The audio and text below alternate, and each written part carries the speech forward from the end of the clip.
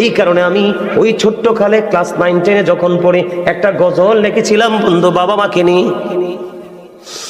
কেমনে গেলা পাখি দিয়া মাগো আমায় একা ফেলে, দিবানিশি তুষের আগুন এই হৃদয়ে জ্বলে।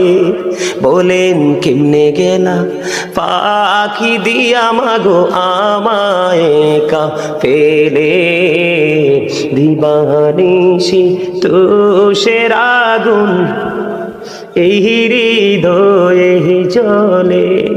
হায়রে কান্দা কান্দা হইছে রে নদী মা, হায়রে কান্দা কান্দা হইছে রে নদী, আমার নয়ন জলে। দিবানিশি তুষের আগুন হৃদয়ে জ্বলে।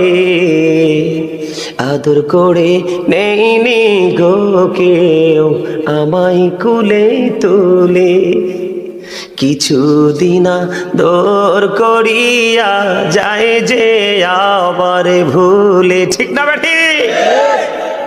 সন্তানের জন্য চিরস্থায়ী কোল হলো বাবা মার কোল, এর বাইরে আর কোনো কোল নাই যে টেকসই আছে।